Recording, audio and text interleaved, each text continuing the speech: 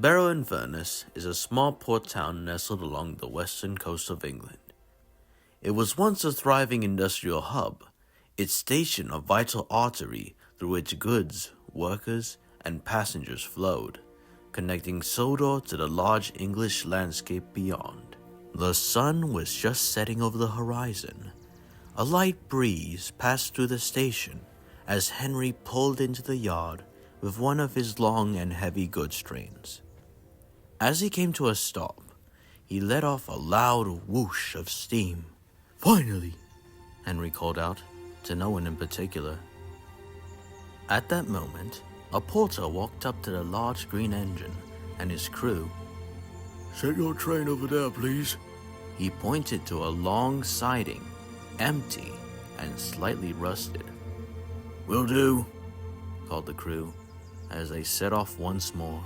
Henry pushed his train onto the siding and was uncoupled shortly after. At that moment, he let out a loud, sickly cough as a large plume of steam erupted from his safety valve. "Oh dear," wheezed Henry. His driver and fireman walked swiftly to the station to inform the station master. A few minutes later, the three men came walking back to Henry, still wheezing. "Well, that's done it. You've burst your safety valve, old boy." The driver patted him on the buffer and turned to the station master. "He can stay here tonight," he told the driver and fireman. "but he has to return in the morning. We don't have the quarters to keep him here for long." Henry sighed. His driver and fireman waved him goodbye as he sat waiting to be moved out of the siding. The afternoon slowly turned dark as the lights of the yards and station flickered to life. At that moment, a small black tank engine coupled up to the front of the big green engine. "Hello," called the engine. "I'm Parker." "Hello," Henry called back weakly as they pulled away to the engine shed. The shed was small. It was only able to fit 2 engines. The engine pushed Henry into one of the berths and pulled up beside him on the other. "Have you ever stayed in Barrow before?" Parker asked as he stopped and let off steam. "No, can't say I have," Henry replied. Look, I'm sorry about the mess. The station has never looked its grandest. Not even after the war." "I've seen worse," murmured Henry.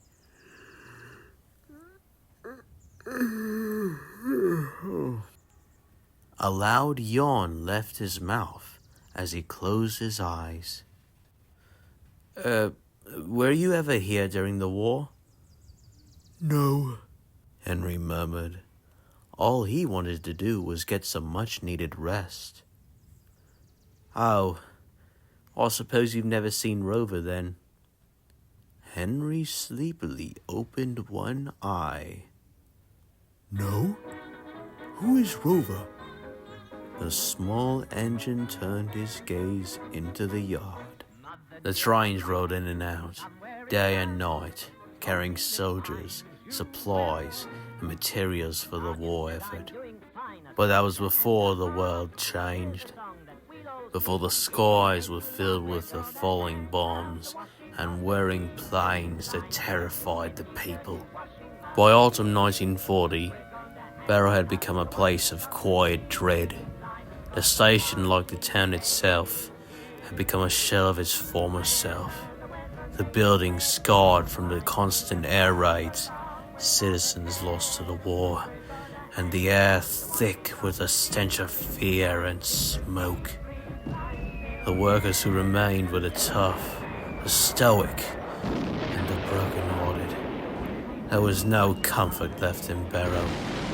Not even the familiar sounds of the iron horses' whistles could ease the darkness that had settled over the place.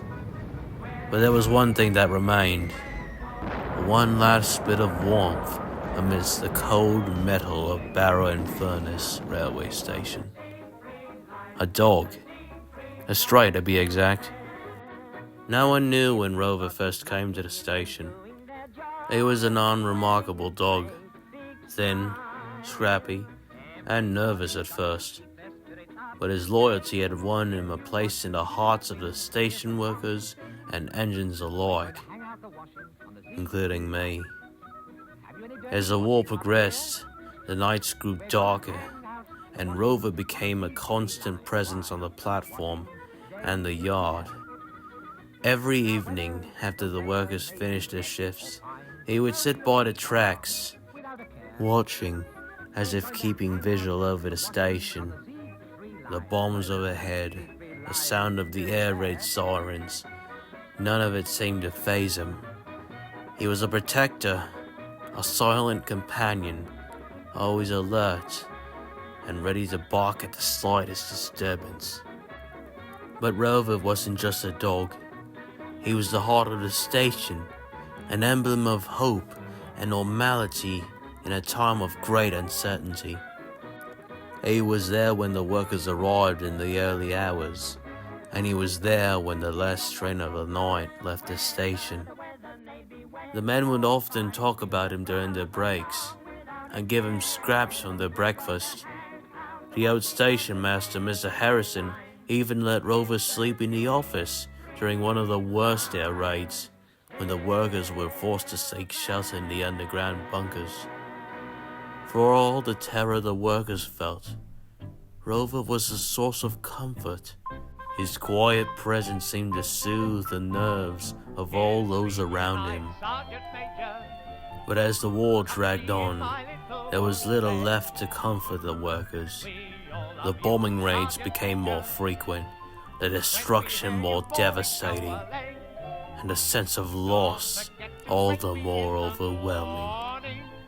Rover had never known such a time of suffering, and yet he remained steadfast, his eyes bright, his tail wagging, ever vigilant, ever watching.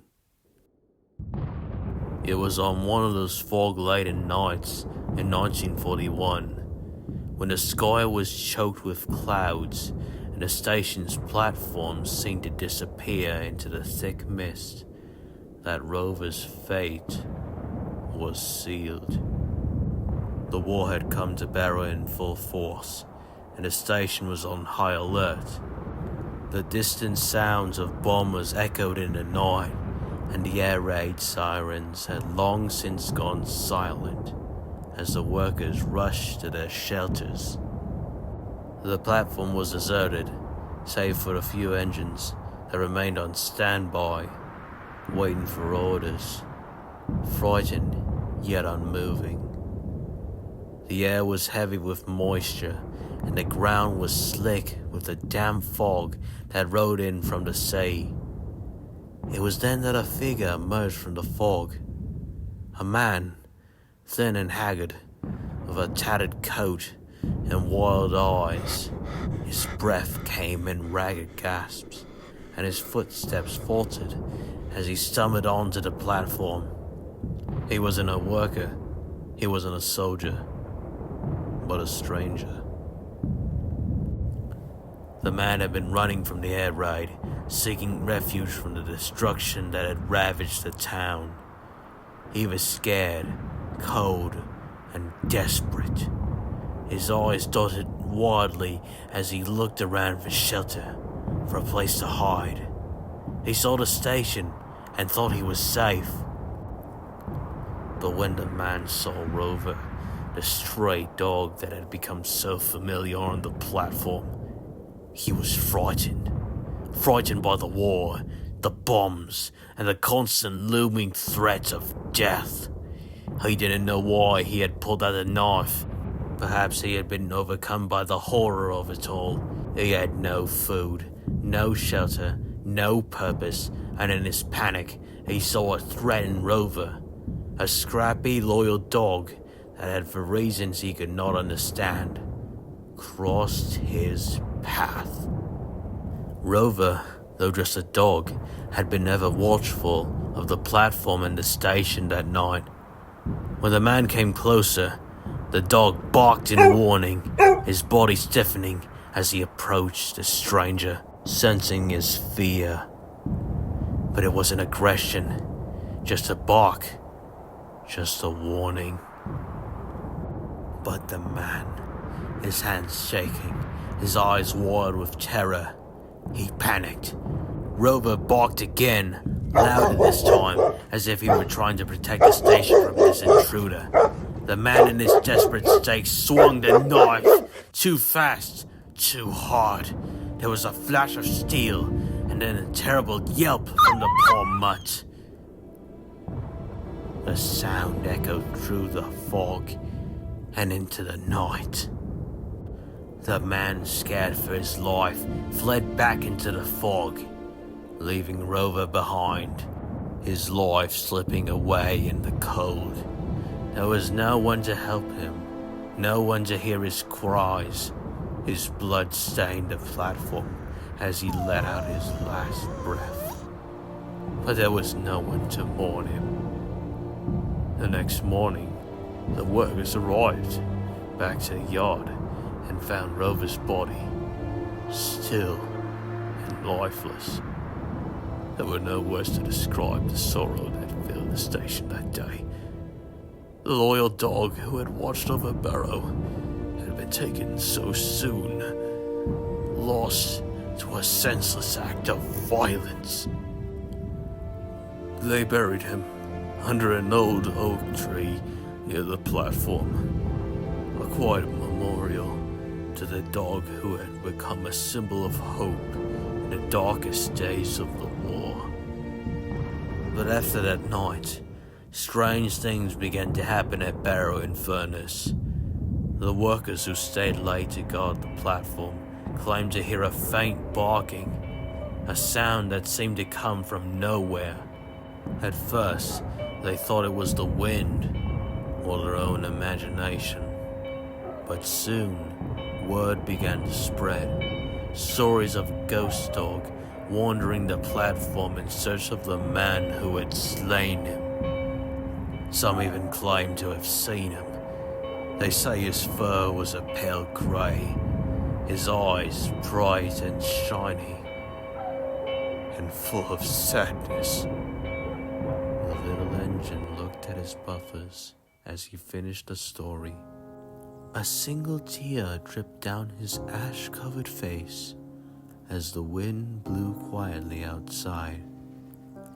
Well, that was quite the story, Henry remarked. Maybe one day you'll meet my friend Edward, share some of your stories with him, and give him a run for his money.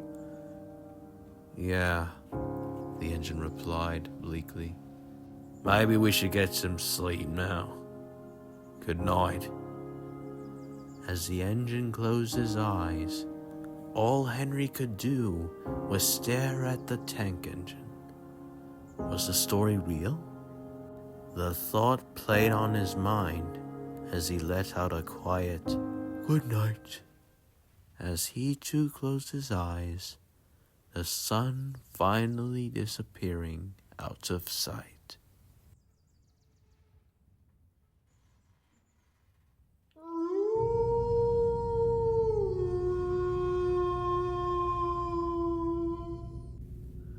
Henry awoke to a long, distant howl. The fog was as thick as ever, and the air felt heavy, as though the world was holding its breath. The workers had long since gone, and the station was quiet. Too quiet. But then, from the depths of the fog, came the unmistakable sound of a dog barking. It was faint, almost distant, but it was there, clear and mournful. Parker, wake up! The engine's almost silent snoring rang through the shed. Suddenly, the fog parted slightly, and the shape of a dog, pale and spectral, emerged from the mist. His body was translucent, his eyes hollow, but filled with a deep, unspoken sorrow. Parker! Parker woke up with a jolt. What? Look! Parker looked on and froze. The ghostly specter stood there, watching, waiting. What do we do? Henry quietly muttered to Parker. I don't know. Tears began to form in his eyes as he mouthed the words. He's real. The dog stared at the engines. They then noticed a long gash on the neck of the canine. Suddenly, the dog leapt from the platform and slowly trotted towards the two engines. Henry shuddered as Parker let his tears slow down his face as the dog grew closer and closer, before sitting quietly at the entrance of the shed. Its ominous glow lit the shed like a lantern in the dead of night.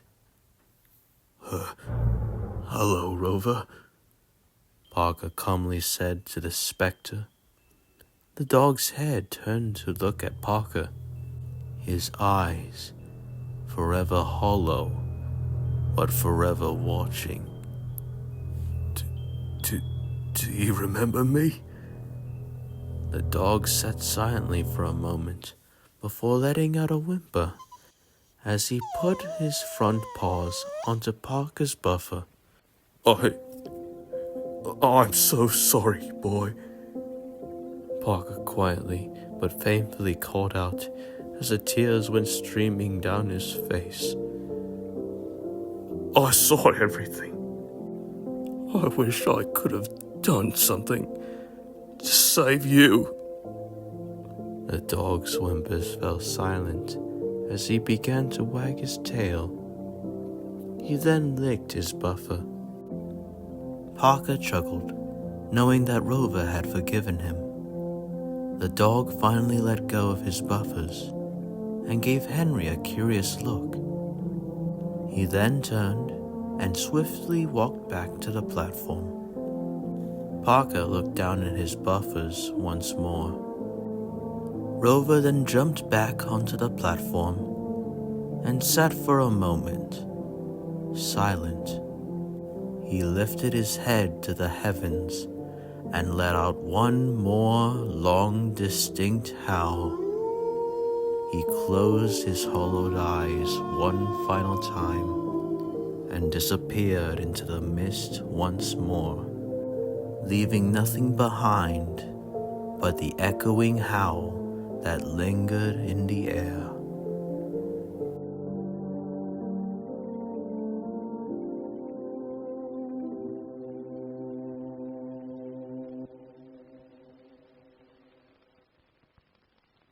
Henry knew to stay quiet after the events that had just unfolded. As he turned to look at Parker, he noticed that Parker was silent, his eyes closed as the last of the tears left his face. That morning, Edward arrived to pick up Henry. "Long night, Henry?" asked Edward as they slowly started off. Henry couldn't help but to look at Parker one last time, still sleeping peacefully. Yes, Edward. A long night indeed. One final thought came to his mind before he left Barrow in Furnace.